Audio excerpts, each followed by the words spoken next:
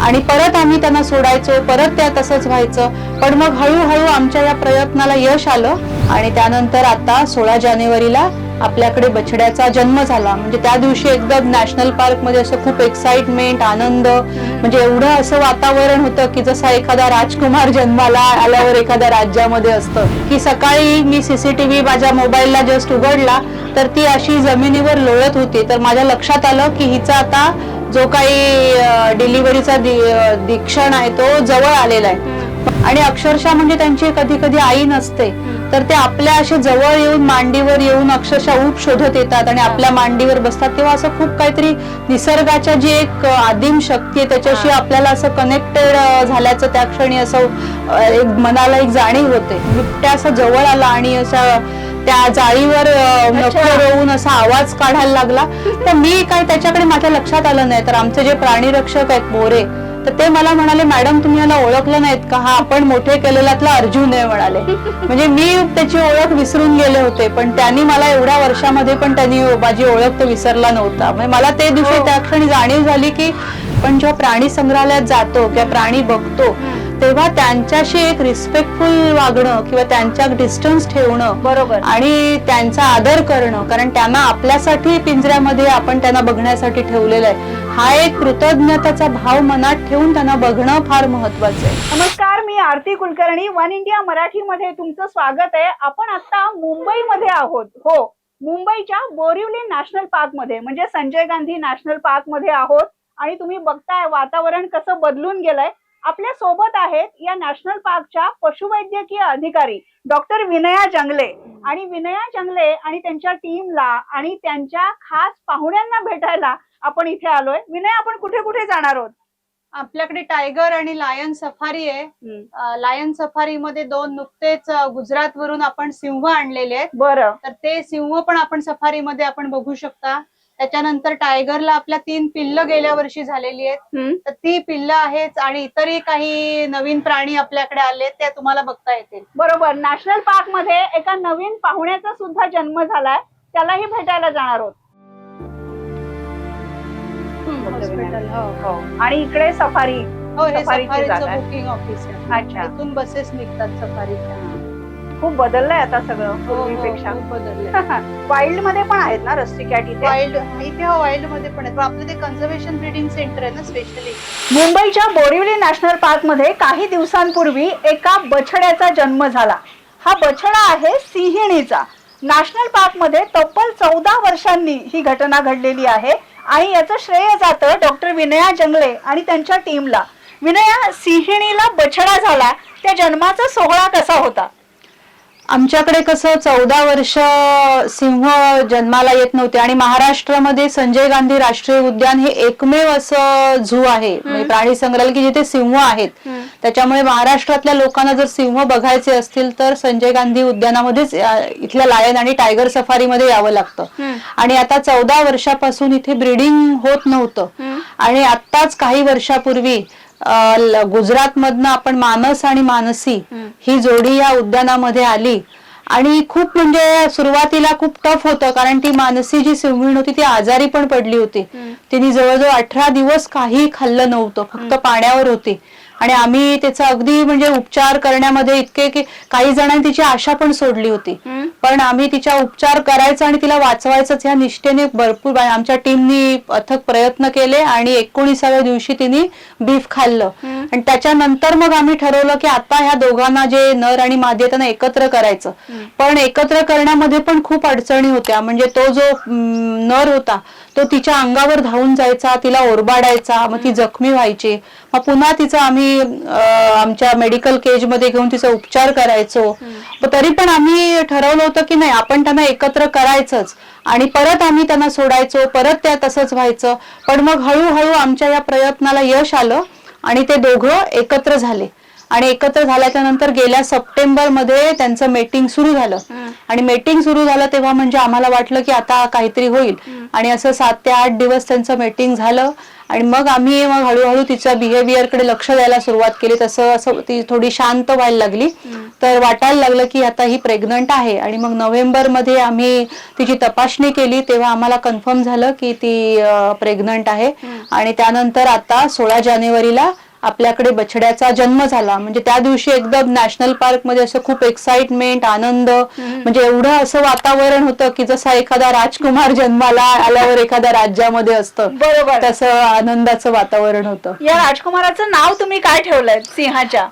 आता सध्या तरी आम्ही म्हणजे ऑफिशियली नाव नाही पण आम्ही त्याला सिम्बा म्हणून हाक मारतो की काहीतरी हाक मारायला पाहिजे म्हणून सिम्बा म्हणतोय सध्या तरी आम्ही त्याला. बरं विनया, तू अनेक सिंहिणींचं वाघिणींच्या वर उपचार केलेले आहेस, त्यांच्या डिलिव्हरी केलेल्या आहेस, तुझे काय अनुभव आहेत? म्हणजे आता ह्या सिंहिणीची डिलिव्हरी करताना तुझी काय निरीक्षण आहेत त्या सिंहिणीबद्दल?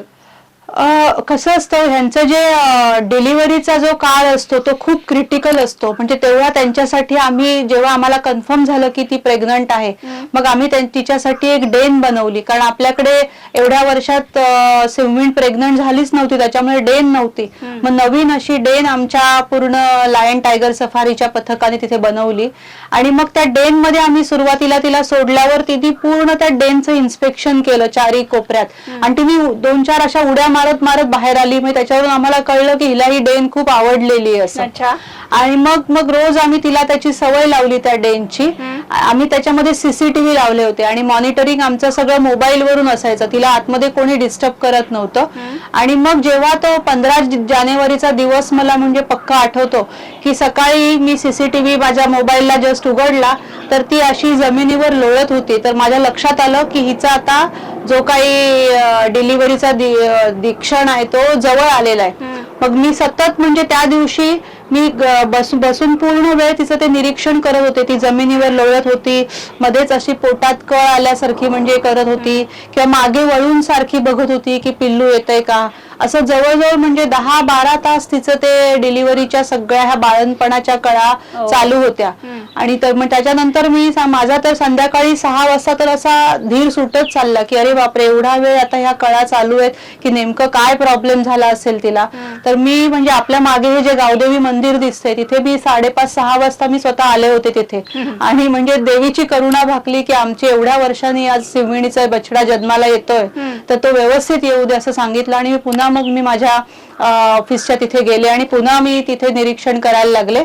तर बरोबर 9:30 वाजता तो बछडा जन्माला आला, सीसीटीव्हीवर आम्हाला दिसला आणि मग तेव्हा एकदम म्हणजे आम्ही हे झालो ठीक आहे आता म्हणजे किती बछडे होते हे काही माहिती नव्हतं पण एक तर आला हे झालं सुखरूप आला.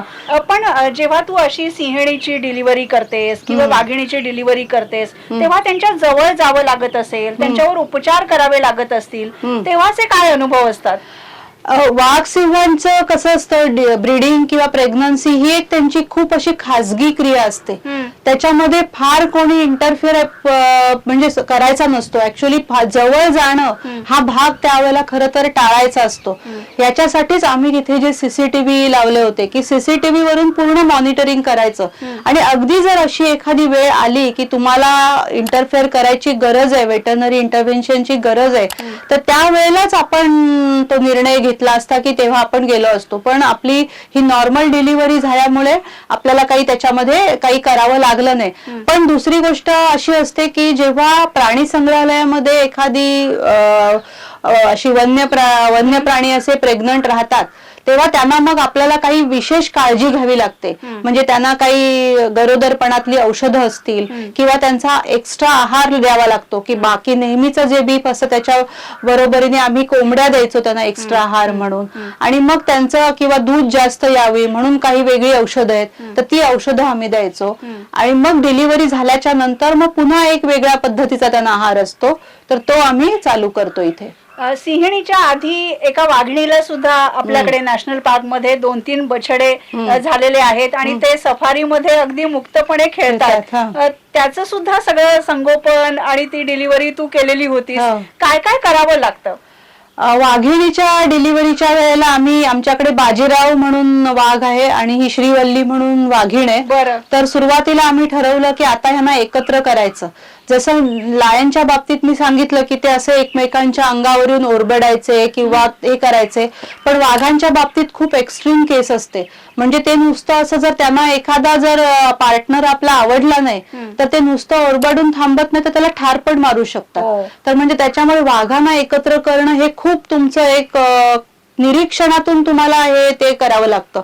म्हणजे त्यांना सुरुवातीला बाजूबाजूच्या पिंजऱ्यात ठेवावं लागतं की ते एकमेकांबरोबर कम्पॅटेबल आहेत का, नाहीतर त्या पिंजऱ्यातून बाजूबाजूनी सुद्धा त्यांचं फायटिंग होते का.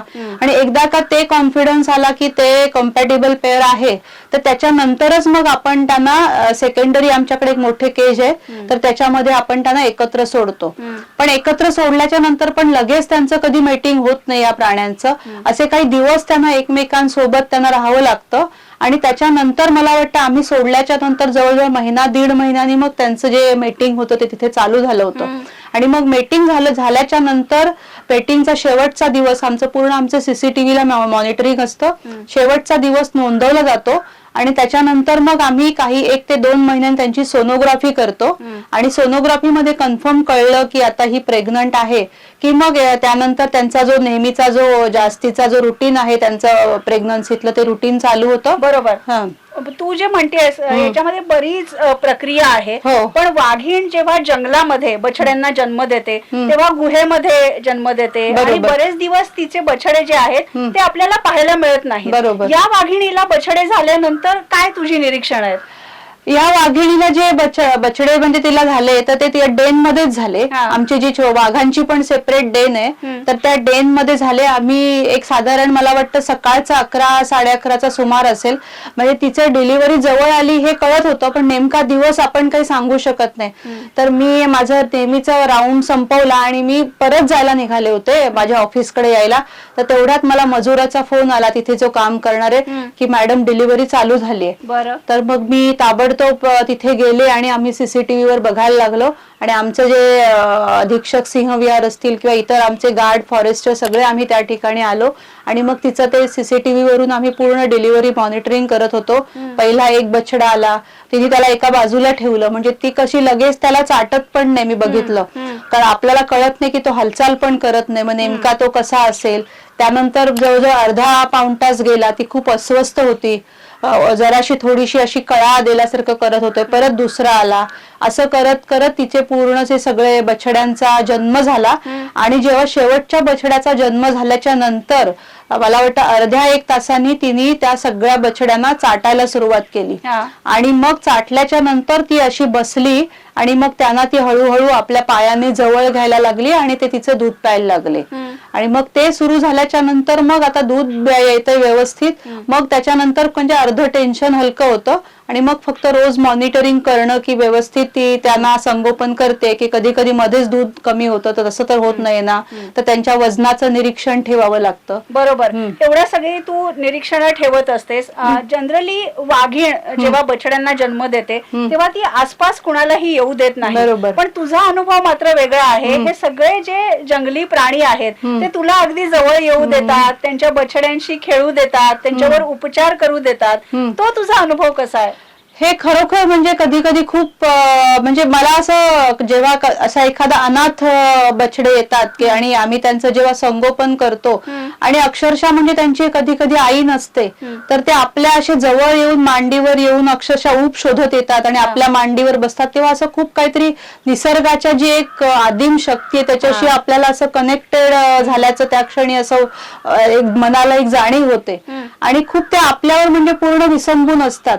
जेव्हा आई सोबत असतात तर तेव्हा आम्हाला फार त्यांच्यामध्ये बघावं लागत नाही. पण जेव्हा ते आईपासून एखादा बछडा दुरावतो तेव्हा मग त्याला जे संगोपन करावं लागतं ते फार त्याच्यामध्ये डेडिकेशन आणि मेहनत लागते. कारण दर 4 तासांनी त्याचं फिडिंग असतं.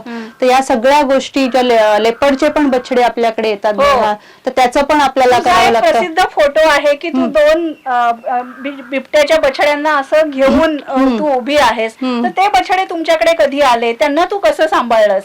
ही तर खूप वर्षापूर्वीची गोष्ट आहे. म्हणजे जेव्हा मी 2008 ते 12 या काळात संजय गांधी उद्यानाची पशुवैद्यकीय अधिकारी होते, तेव्हा 2010 मध्ये 2 लेपर्डचे बच्चे आपल्याकडे आले होते आणि त्यांचे ते एवढे छोटे होते की त्यांचे डोळे पण उघडले नव्हते.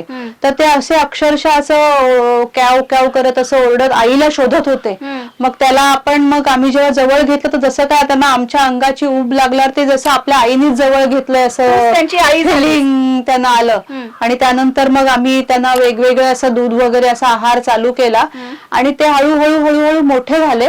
आणि त्यांची नावं पण आम्ही भीम आणि अर्जुन अशी ठेवली होती. बरोबर. तर त्यातलं आता म्हणजे मला सांगायला एक गोष्ट आवडेल की आता मी त्यानंतर 12 सालामध्ये माझी संजय गांधी उद्यानातनं पुन्हा लांब बदली झाली.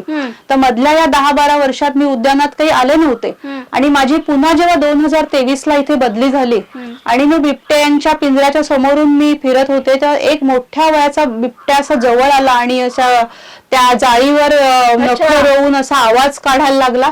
तर मी काय त्याच्याकडे माझ्या लक्षात आलं नाही. तर आमचे जे प्राणी रक्षक आहेत बोरे, तर ते मला म्हणाले, मॅडम तुम्ही याला ओळखलं नाहीत का, हा आपण मोठे केलेल्यातला अर्जुन आहे म्हणाले.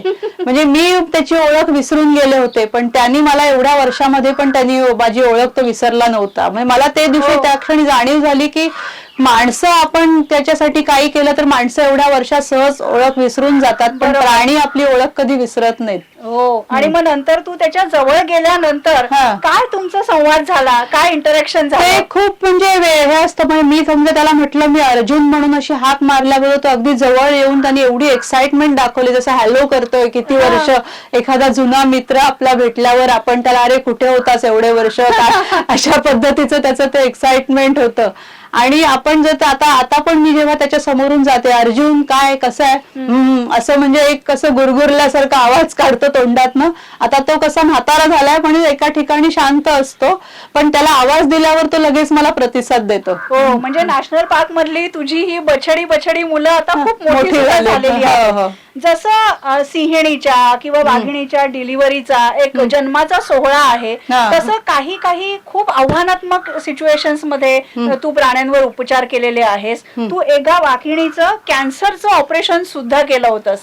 ते काय होतं नेमकं? ते 2011ची गोष्ट आहे. आपल्याकडे पांढरी वाघीण होती, रेणुका म्हणून तिचं नाव होतं. आणि मी जेव्हा रोज तिच्या पिंजऱ्याच्या समोरून जायचे तर तिच्या डोळ्याच्या खाली मला असं एक कीटक अडकलं असं वाटलं मला. तर मी त्याचं रोज असं निरीक्षण करायला लागलं तर ते वाढायला लागलं. तर तेव्हा मला कळलं की हे कीटक नसून ही काहीतरी गाठ आहे. तर मग ती वाढत चालली आणि गाठ आहे तर आपल्याला तिची आता सर्जरी करायला पाहिजे म्हणून आम्ही त्या गाठ डोळ्याच्या इथली काढून टाकायचं ठरवलं. तर आमच्या नॅशनल पार्क मध्ये जे सर्जरी करायला नेहमी येतात वाकणकर सर, त्यांना आम्ही बोलवलं आणि मग तिला बेशुद्ध करून तिची ती गाठ काढून टाकली. सरांनी एकदम छान ब्लडलेस सर्जरी केली आणि नंतर त्या गाठीची जेव्हा प्रयोगशाळेत तपासणी केली तेव्हा कळलं की तो पांढऱ्या वाघांना होणारा अतिशय दुर्मिळ प्रकारचा मेलॅनोमा नावाचा कॅन्सर आहे. कारण त्यांच्या कातडीमध्ये ते मेलॅनिन हे पिगमेंट अब्सेंट असतं. तर तो मग एकदा कळल्यावर आम्हाला वाटलं चला आपण आता गाठ तर काढून टाकली पण मग आता तिला पुढे काही होणार नाही. पण आमचं ते निराशा म्हणजे आमची निराशा झाली कारण काही दिवसातच तिच्या मानेखाली अशी एक गाठ आली. मग हळूहळू ती गाठ पण वाढायला लागली. मग आम्ही ठरवलं की या कॅन्सरचं स्पेशल किमोथेरपी आपण तिला चालू करूया. त्याप्रमाणे टाटा कॅन्सर मध्ये प्राण्यांच्या कॅन्सरचा एक वेगळा विभाग आहे. तर तिथल्या आपण स्पेशलाइज डॉक्टर चौधरी म्हणून होते त्यांना आम्ही बोलवलं इथे आणि मग तिला आम्ही किमोथेरपी चालू केली. असं 1-2 आठवडे आम्ही तिला काय किमोथेरपीचं ते व्हेन मधून द्यावं लागतं इंजेक्शन. तर 2 आठवडे आम्ही सतत तिला बेशुद्ध प्रत्येक आठवड्याला बेशुद्ध करायचो, तिला ते औषध द्यायचो. असं 1 आठवडा झाला, दुसरा आठवडा मी त्या गाठीचं निरीक्षण करते तर ती गाठ अशी थोडीशी कमी झाल्यासारखी वाटत होती पण फार काही फरक वाटत नव्हता. तिसरा आठवडा गेला, तिसऱ्या आठवड्याला परत आम्ही तिला बेशुद्ध केलं, परत औषध दिलं आणि तसे 3 आठवडे गेले. परत चौथ्या आठवड्यात आम्ही जेव्हा गेलो तिच्या जवळ आणि तिला बेशुद्ध केलं आणि म्हणजे बेशुद्ध केलं नाही, मी तिला पहिला डार्ट मारला तर ती बेशुद्ध झालीच नाही. जे 3 आठवडे ज्या डोसनी ती त्या झालीच नाही, परत मी दुसरा डार्ट घेऊन गेले तरी ती बेशुद्ध झाली नाही. आणि जेव्हा मी परत मग तिसरा डार्ट भरला, आता म्हटलं काय करणार, औषध तर दिलं पाहिजे.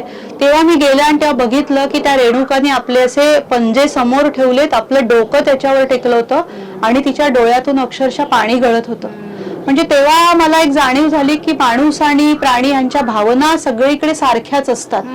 फक्त त्यांच्या ह्या खोल भावना ज्या काही असतील त्या आपल्याला समजून घेण्याची गरज असते. खरंय, तू जेव्हा जेव्हा वाघिणीबद्दल बोलतेस किंवा सिंहणीबद्दल किंवा एखाद्या हरणाच्या पिल्लाबद्दल बोलतेस तेव्हा अगदी माणसांच्या सारखं तू बोलत असतेस, कारण तू त्यांच्यावर तेवढीच माया केली आहेस, त्यांनी केलेली आहे. हे प्राण्यांचं आणि तुझं नातं कधी जुळलं? प्राण्यांचं आणि माझं नातं तसं आमचं लहानपणापासूनच आहे, कारण माझा जन्म कोकणातला आहे आणि कोकणामध्ये आमच्या घरी कायम गाई, गुरं, कुत्रे, मांजरं, कोंबड्या हे सगळे म्हणजे आमच्या आजूबाजूलाच कायम असायचे. मग ते गायींचे बछडे असायचे, ते छोटे असायचे, त्यांना आम्ही म्हणजे ते पण आमच्या बरोबरच जणू काही मोठे होत असायचे. तर ते कधी आजारी पडले की खूप असा प्रॉब्लेम व्हायचा, डॉक्टर नाही मिळायचे तिकडे. मग अशा वेळेला मलाच वाटायला लागलं की आपल्याकडे त्यावेळेला तर तिकडे कोकणामध्ये डॉक्टरांची एवढी कमतरता होती की आताही वेटरनरी डॉक्टर फार तिथे नाहीयेत. तर त्यामुळे त्यावेळेला मला वाटलं की इथे एवढे डॉक्टर कमी आहेत तर आपणच का वेटरनरी डॉक्टर होऊ नये. आणि मग त्या विषयातनच मग मी वेटरनरीकडे वळले.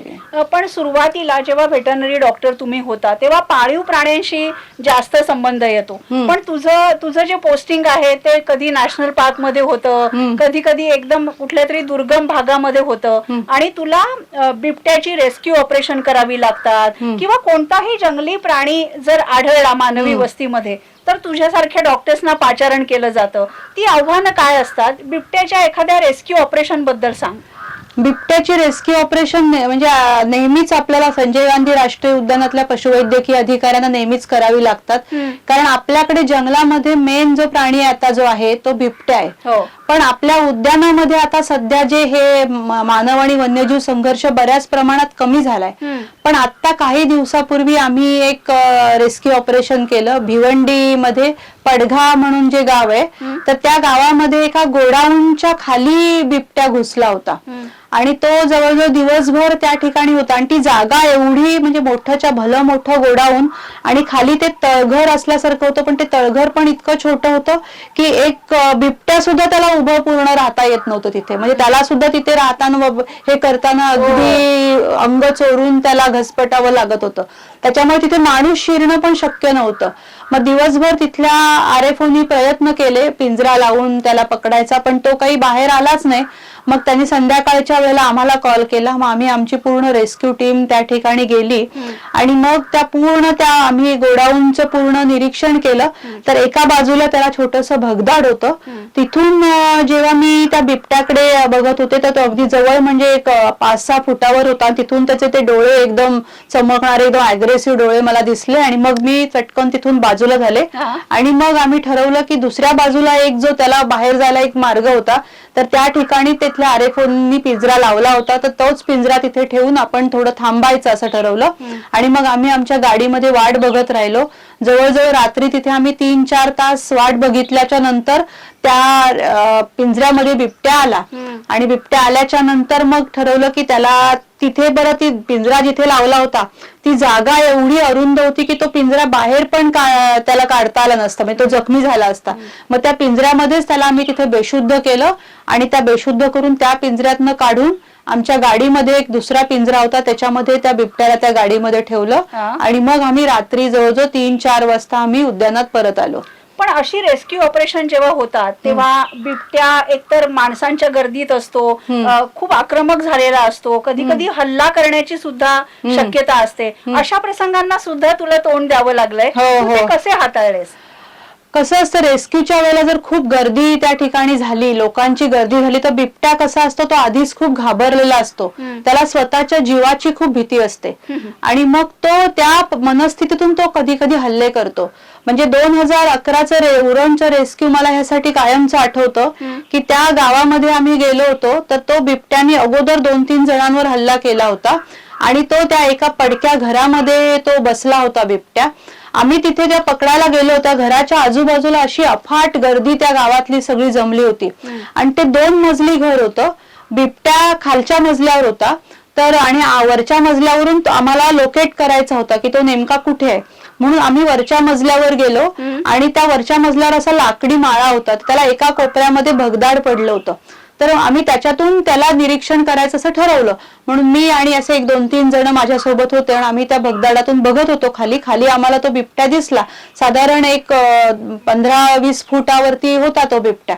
आणि आम्ही तिथे बिबट्या बघतोय तेवढ्यात बाहेरच्या गर्दीनी जे मेन कुलूप होतं ते तोडलं. आणि ते कुलूप खाली पडल्याचा आवाज दाणकन झाल्यावर तो सावध झाला आणि त्यांनी तिथून पूर्ण आमच्या अंगावर उडी मारली. म्हणजे माझ्या अगदी गळ्यावरच त्याने उडी मारली होती. पण माझ्या सोबत एक शार्दूल वारंगे म्हणून एक मुलगा होता एनजीओचा, तर त्यांनी मला असं हाताने कव्हर केलं आणि त्याच्यामुळे मग त्याची पाठ, माझी पाठ आणि त्याचा हात असं बिबट्याची मग नखं आम्हाला लागली होती मला.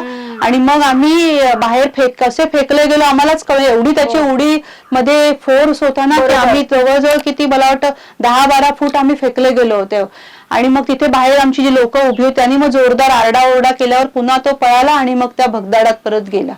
तर त्या अशा गर्दीमुळे अशा कधी कधी रेस्क्यू मध्ये बऱ्याचदा अडचणी निर्माण होतात. पण असे अनुभव येऊन सुद्धा तुझं प्राण्यांवरचं प्रेम कमी झालेलं नाही, प्राण्यांची सेवा करण्याचं किंवा त्यांच्यावर उपचार करण्याचं तुझं व्रत जे आहे ते सुरूच आहे अखंड. आणि तू तुझ्या अनुभवांवर मुक्या वेदना आणि बोलक्या संवेदना हे पुस्तक सुद्धा लिहिलेलं आहेस. या पुस्तकामध्ये तू अशा अनेक कथा लिहिलेल्या आहेस की ज्याच्यावर विश्वास ठेवणं कठीण आहे. म्हणजे माणसाचं आणि प्राण्यांचं इतकं जवळचं नातं असू शकतं.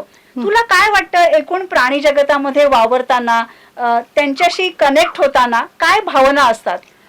कसं असतं, आपण जेव्हा त्या प्राण्याशी कनेक्ट होतो तेव्हा ते प्राणी आपल्याशी कनेक्ट होत असतात. म्हणजे ते ड्युअल प्रोसेस असते. एखादा अनाथ बछड्याचं मी उदाहरण सांगितलं, किंवा मोठेही प्राणी जेव्हा रेस्क्यू करून आणतात तेव्हा ते जेव्हा आमच्या रेस्क्यू सेंटरला येतात किंवा ते इतके भयंकर अग्रेसिव्ह असतात की अक्षरशः आपण बाहेर गेलो तर ह्या लोकांना आता मारू अशी एक भावना त्यांच्या मनात असते. पण हळूहळू जेव्हा ते रेस्क्यू सेंटर मध्ये त्यांना कळतं की ही लोक एवढी काही वाईट नाहीत, किंवा आम्ही जेव्हा जेव्हा त्यांच्या जवळ जातो तेव्हा शांतपणे त्यांच्याशी बोलत राहतो की बाबा तू राहा इथे शांत, काही होणार नाही. कारण ते अपंग असतात, कधी डोळ्याने आंधळे असतात, कधी पायाने ते असतात, पण तेव्हाच त्यांना रेस्क्यू सेंटर मध्ये ठेवलं जातं. नाही तर इतर जर हेल्दी प्राणी असला तर आपण त्याला लगेच रिलीज करतो. त्याच्यामुळे तो जो रेस्क्यू सेंटर मध्ये आणलेला प्राणी असा जो मेंटली डिस्ट्रेस्ड असतो, तर त्याला तुम्हाला सतत त्याच्याशी कनेक्टेड राहून त्याला हळूहळू शांत करावं लागतं. आणि मग ते 1-1.5 महिन्यामध्ये मग हळूहळू शांत होतात आणि मग त्या वातावरणाला ते सरावतात. बरोबर. आता तुम्ही एक महत्वाचं नॅशनल पार्क मध्ये एक मोहीम खर तर घेतलेली होती की तुम्हाला गुजरात मधून, गीर मधून सिंह आणायचे होते मुंबईच्या नॅशनल पार्क मध्ये. तो प्रवास कसा होता? कारण त्याची सुद्धा जोखीम तुझ्यावरच होती. हो, आम्ही आमच्या इथले जे एक वाघाची जोडी त्यांना दिली आणि तिकडनं आम्ही सिंहाची जोडी गुजरातला जुनागडला जे सक्करबाग झू आहे तिथून आम्ही घ्यायचं असं ठरलं होतं. तर त्या पद्धतीने आमचं पूर्ण पथक, आमचे एसीएफ असतील किंवा आरएफओ असतील, आम्ही सगळे गुजरातला गेलो होतो. आणि मग त्यांनी आम्हाला दाखवली की ही जोडी तुम्हाला घेऊन जायची आहे. तर मग संध्याकाळी त्यांच्या मेडिकल पिंजऱ्यामध्ये त्यांची जोडी काढली आणि मग आमच्या पिंजऱ्यामध्ये भरली. पण जाताना सुद्धा आम्ही जेव्हा टायगर घेऊन गेलो तेव्हा सुद्धा आम्हाला टेन्शन होतं की कसं काय तिथपर्यंत पोहोचायचं. तर मध्ये मध्ये आम्ही थांबून प्रत्येक ठिकाणी ते पिंजऱ्यामध्ये त्यांचं निरीक्षण करत होतो. त्यांच्यावरती अंगावर आम्ही पाण्याचे फवारे मारण्यासाठीची सिस्टीम सोबत ठेवली होती, तर ते आम्ही करायचो. पण एक जातानाचा प्रवास तसा सोपा, कारण त्या वाघांना आमची सवय होती. त्यांना आम्ही आवाज दिल्यावर त्यांना कळायचं की आजूबाजूला आपलीच लोक आहेत. पण जेव्हा येतानाचे ते लायन होते ते पूर्णपणे ना त्यांनाही आम्ही अनोळखी होतो आणि तेही आम्हाला अनोळखी होते. तर ते आणताना आम्हाला ते जास्त टेन्शन होतं. तर ती आमची गाडी मागे असायची आणि पुढे त्यांची ती लायनची गाडी. तर त्या पिंजऱ्यातनं ती सिंहीण त्या अशी बघायची, ते आमच्या गाडीकडे अशी बघायची. तर मी तिला असे तिथे समोरच्या ह्याच्यात बसायचे, असा हात करायचे की बाबा आम्ही आहोत बस असं. आणि मग असं करत करत आम्ही पूर्ण तो 24 तासाचा 17-18 तासाचा प्रवास केला. आणि मग रात्रीच्या वेळेला 26 जानेवारीच्या दिवशीच नेमके आम्ही या ठिकाणी म्हणजे मुंबईला पोहोचलो आम्ही. नव्या पाहुण्यांचं आगमन झालं हो. मुंबईच्या नॅशनल पार्क मध्ये. नॅशनल पार्क मध्ये आपण बघितलं विनया तर बऱ्याच रेंजेस आहेत. तुलसी तलावाची एक खास रेंज आहे की तिथे गेल्यानंतर आपण मुंबईत आहोत असा विश्वास सुद्धा बसत नाही. म्हणजे हरणांचे कळप असे दौडत निघालेले असतात. तुम्ही कितीतरी चितळांवर सुद्धा उपचार केलेले आहेत आणि तुझ्या फेसबुक पोस्ट मध्ये नेहमी वेगवेगळ्या प्राण्यांच्या अशा कथा असतात. चितळांचे काय अनुभव आहेत तुझ्याकडे? चितळ ही खूप म्हणजे आपण म्हणतो ना की मराठीमध्ये एक म्हण आहे, हरणाच्या काळजाचं आपण म्हणतो. हो. ते अक्षरशः त्यांच्या बाबतीत अक्षरशः म्हणजे खरंय. जर ते आता मी सांगितलं की आम्ही रेस्क्यू ला जाऊन बिबट्यांना पकडतो, पण बिबट्याला ट्रँक्युलाइज करणं हे खूप सोपं आहे. चितळाला ट्रँक्युलाइज करणं हे खूप कठीण आहे. कारण ते इतकं घाबरतं, तुम्ही नुसती जरी गन त्याच्यावर रोखली तरी ते जोराजोरात उड्या मारायला लागतं, धडका देतं आणि त्याच्यातून जखमी होऊन म्हणजे ते जाऊ शकतं. तर मी एक असा एक म्हणजे एक खूप करुण असा अनुभव सांगते की त्यावेळेला मी जेव्हा इथे होते तर तेव्हा त्या आता बंद झालंय पण तेव्हा गणपती विसर्जन आपल्याकडे नॅशनल पार्क मध्ये व्हायचं आपल्या नदीमध्ये. आता त्याच्यावर पूर्णपणे बंदी आणलेली आहे. तर त्या गणपती विसर्जनाच्या दिवशी काही अशी मुलं मग त्या पिपाण्या वगैरे घ्यायची आणि आमचा तेव्हा डिअर पार्क मध्ये त्या बाजूला ती यायची बघायला. तर ती हरणं आमची ते जेव्हा पर्यटक जायचे त्या पर्यटकांच्या जवळ जायची, त्या हरणांना सवय होती. तर त्या एका मुलाने काय केलं, तर एक पिपाणी त्याच्या हातात होती, ते हरिण जवळ आल्याच्या नंतर त्यांनी आपली पिपाणी जोरात त्याच्या कानामध्ये फुंकली. तसं त्याबरोबर ते हरिण एवढं त्यांनी वरती उडी मारली आणि ते खाली पडायच्या आधीच त्याचा म्हणजे प्राण गेला. इतकं त्याचा धक्क्याने प्राण गेला. म्हणजे अशा पद्धतीने म्हणजे मी या प्लॅटफॉर्मवरून सांगू इच्छिते की आपण जेव्हा प्राणी संग्रहालयात जातो किंवा प्राणी बघतो तेव्हा त्यांच्याशी एक रिस्पेक्टफुल वागणं किंवा त्यांच्या डिस्टन्स ठेवणं बरोबर आणि त्यांचा आदर करणं. कारण त्यांना आपल्यासाठी पिंजऱ्यामध्ये आपण त्यांना बघण्यासाठी ठेवलेलं आहे. हा एक कृतज्ञताचा भाव मनात ठेवून त्यांना बघणं फार महत्वाचं आहे. खरंय. नॅशनल पार्क मध्ये आता टायगर सफारी आहे, लायन सफारी सुद्धा आहे, त्याबरोबरच बिबट्यांची सफारी सुरू होणार आहे. तू एकूणच मुंबईकरांना किंवा ज्यांना हे नॅशनल पार्क बघायचं आहे त्यांना काय सांगशील?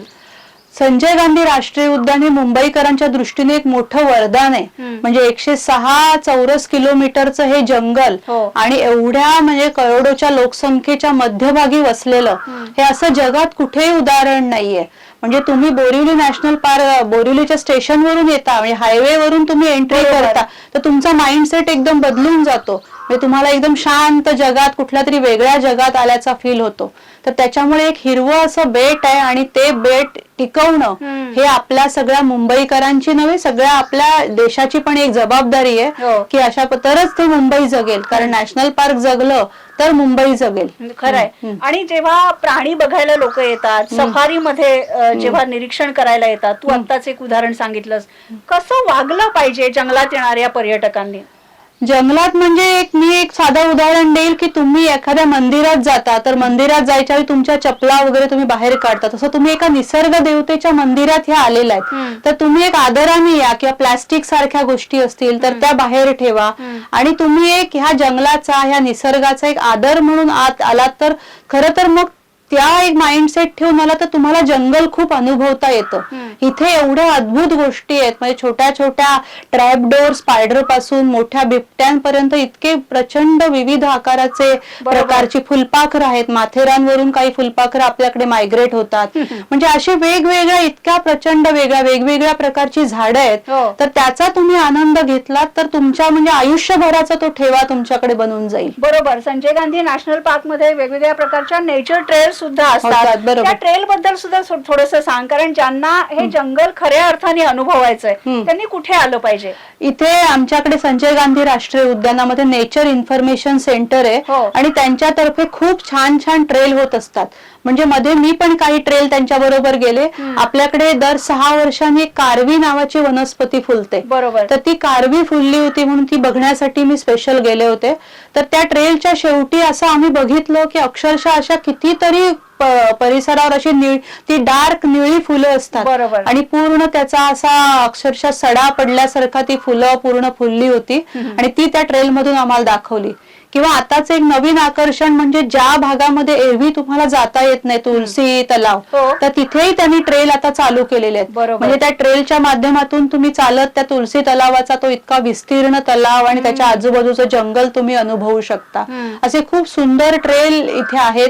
किंवा सिलोंडा ट्रेल आहे, हो. तिथे टेकडीवर तुम्हाला नेलं जातं.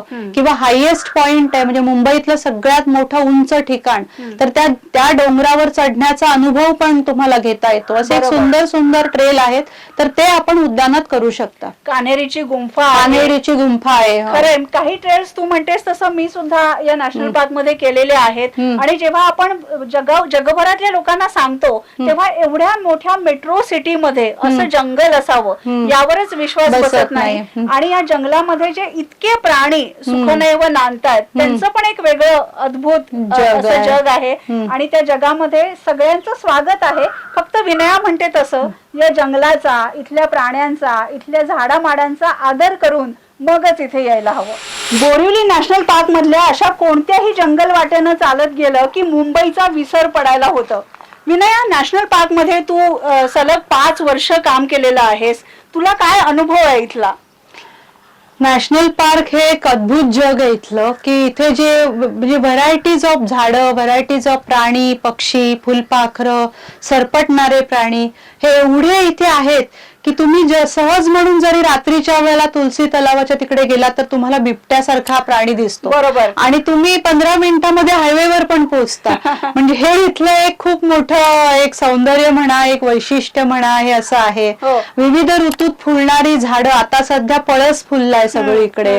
म्हणजे तुम्ही ऋतूप्रमाणे बघत गेलात तर प्रत्येक ऋतूत काही ना काही इथे फुललेलं असतं. बरोबर आहे. आता वसंत ऋतू जरी असला तरी एक पानगळ या जंगलामध्ये सुरू झाली आहे. पण प्रत्येक ऋतूमध्ये या जंगलाचं सौंदर्य वेगळं असतं. आणि तुम्हाला जर मुंबई मधून या नॅशनल पार्कच्या दुनियेमध्ये यायचं असेल तर प्रॉपर माहिती घेऊन आणि या जंगलामध्ये नेमक्या कोणत्या ट्रेल करायच्या आहेत त्याच्याबद्दल माहिती घेऊनच इथे या.